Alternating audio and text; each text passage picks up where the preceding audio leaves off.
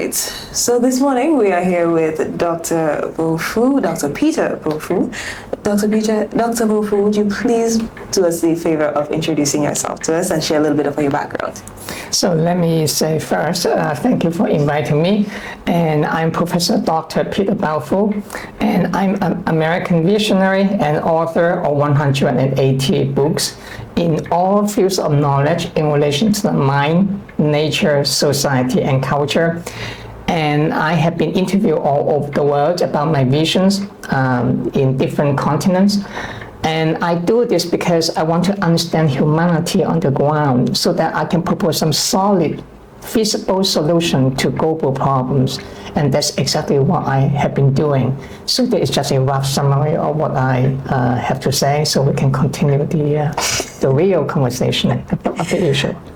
All right, so you've been here a few days. So what have you seen so far? How have you been?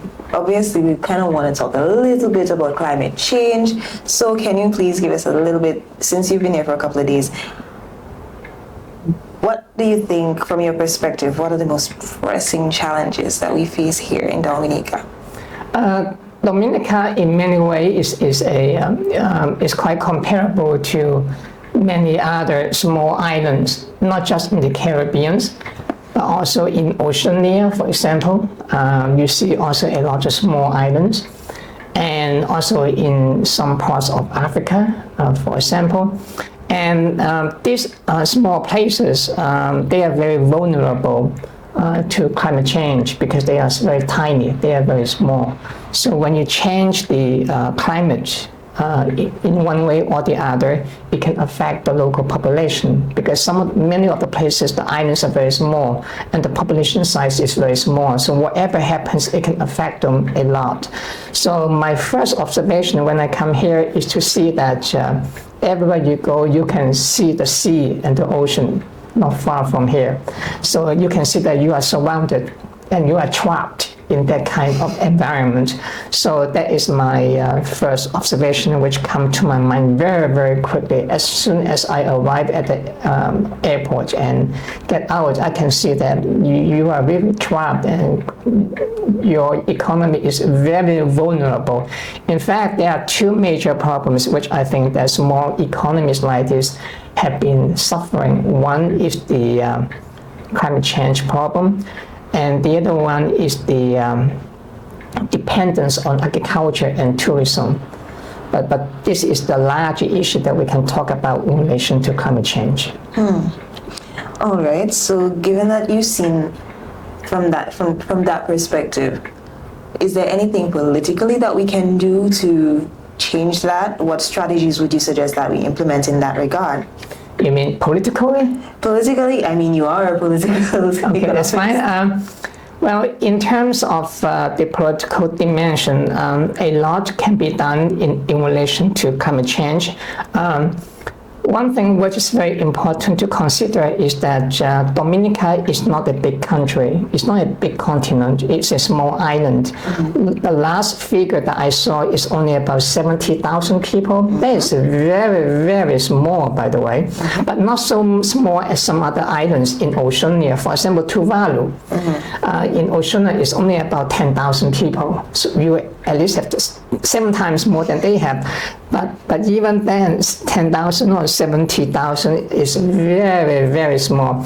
So now that's not necessarily a bad thing, but for a small country like this to confront climate change, now that is a major political problem too, because the governance may not be that effective in dealing with a problem which can be so massive, which is global in scale.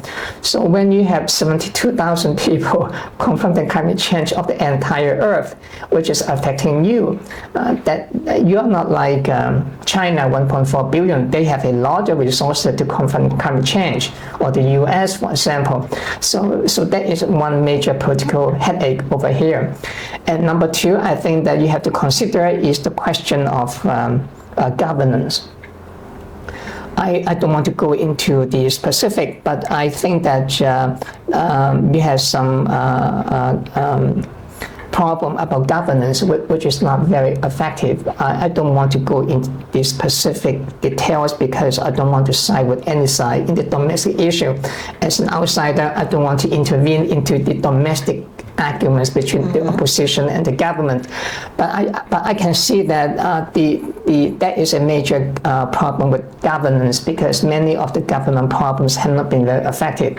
Otherwise, we could not be sitting over here talking about this. If everything is so nice, why do we need to argue about this? The fact that this has been a problem, this has not been resolved in the last few decades of independence, can tell you that somehow.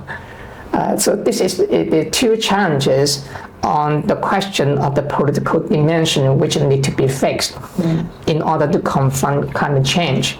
But given the fact that we have also been advocating, regardless of governance, we have been advocating for bigger countries to help us out over here because they are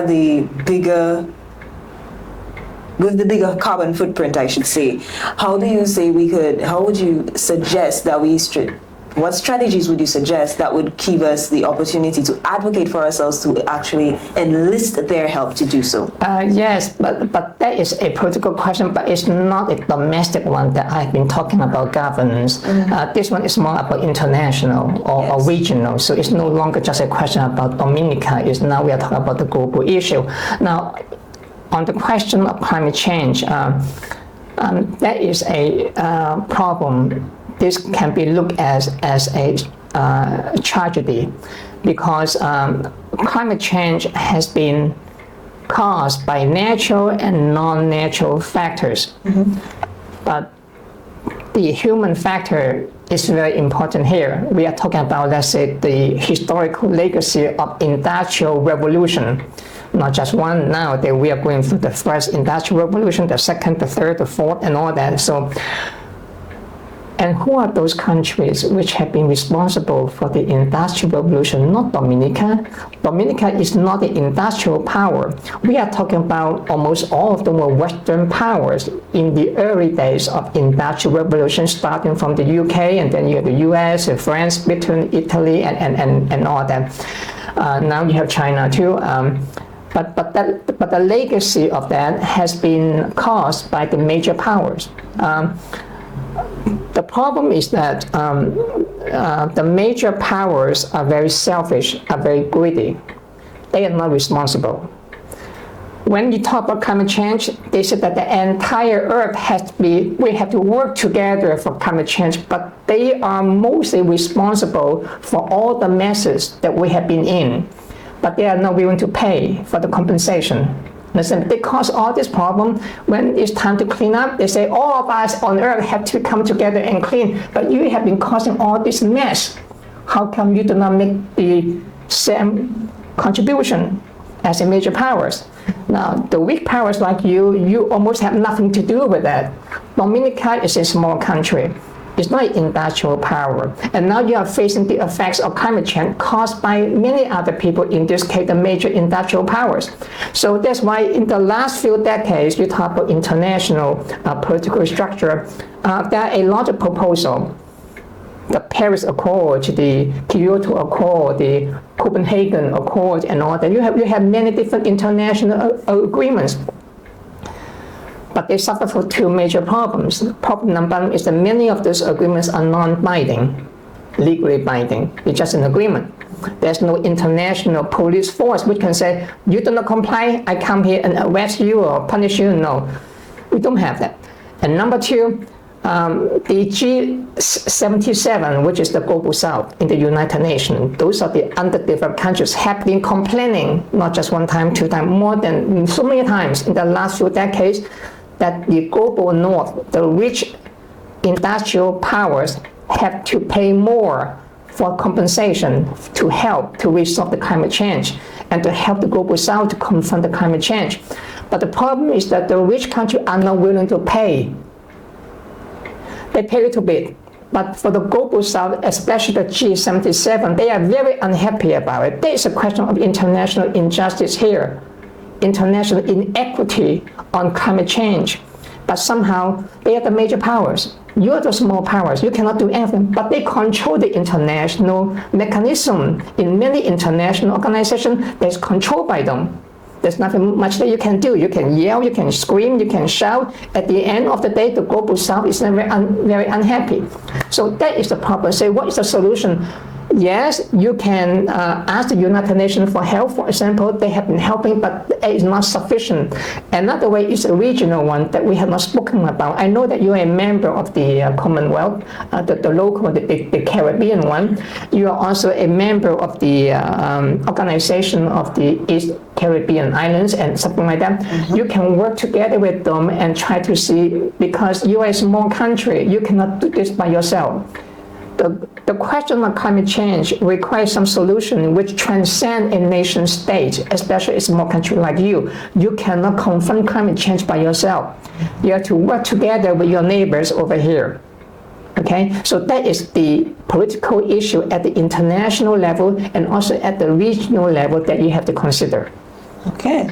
So given that, so are there no strategies that we can enlist when we have to attend, say for example, COP, and we ask for this help, and is there anything that we can do to enlist their help, as in demand their help so that they will actually listen to us? If you talk about the political issue, it's a question of power. In fact, many countries have been doing that. In fact, your neighbor, Barbados, you have the prime minister, and she said the other day that she said, look, we are small, but size does not matter. Even though size does matter, but what she means is that size doesn't matter. We can still speak out. We can still insist. You can still ask for colonial reparation. We can still ask for the rich countries to contribute more. Okay, so yes, there's something else that you can do, but there are three issues that you have to confront at the international level. One is the question of many of the agreements are not legally binding. That means there's no international legal mechanism to enforce it. Can you enforce the U.S. and ask the U.S. if they do refuse to comply? Can you say to the U.S., hey man, you have to stop doing this, you have to do... No, you don't have the power, but they have the power to come and tell you what to do. That is what I mean by the international inequity. So there are three issues over here. One is the question of legal bindingness, and the other issue is the international inequality of power. And that's why the G77 is so unhappy about it. That's why now we have BRICS. One of the reasons for the expansion of BRICS is that BRICS now is trying to address some of the international issues which have been ignored by the global north. And that's why more and more countries now want to join the BRICS in order to address not just this issue, but many other issues. So the strategy that you said, yes, you need to have some collaboration with the regional and the international organism, but the trade-off over here is that there is a limitation on how far you can go because you lack the power. There's the hope, by the way, but you have to be realistic. Mm-hmm. Okay. All right, so moving on to more local matters. In having to deal with climate change, and you did mention earlier that we seem to be very dependent on agriculture and tourism, how can we strengthen and diversify our economy a little bit better to mitigate against the long-term impacts of climate change? Okay, now this is an economic question now. Before we talk about the political, domestically and internationally, now we talk about economics, fine. In economics, there are a lot of solutions to global change, to climate change. Climate change is not a fatalistic dilemma that you have no hope at all. You just wait until you die. No, it doesn't work like that. There are a lot of solutions. You can overcome it. In the end, there's not a major issue internationally if the international community is able to commit the resources and the agreement to enforce it. Let me give you some example. Now, economically, a lot of countries, the poor one has been trying to do something like that. Number one is that, for example, in Dominica, I noticed that in the past few decades in agriculture, you tend to depend on banana production. But then banana has been hit hard in some of the tropical storms and hurricanes and all that. So it damaged the agriculture. So some people are saying you need to diversify that. Instead of depending on banana, you need to produce something else. Papaya, I don't know what else that you can produce. But the point is you go beyond just dependence on something like that. Number one. And number two, you also, for example, when I was in the Oceania, I visited a farmer and I spoke to him about climate change, and he said there's a problem, but there's also an opportunity. I said, what do you mean by that? And he said, here is what I have done. I mean him. He said, look, in the past I used to produce this crop, but now the climate change is too hot. The crop die out very quickly. So I switch. Now I end up producing other crops which are heat resistant, drought resistant. So I stopped producing those crops. They are not making money. But now I produce this. Now I'm earning some money.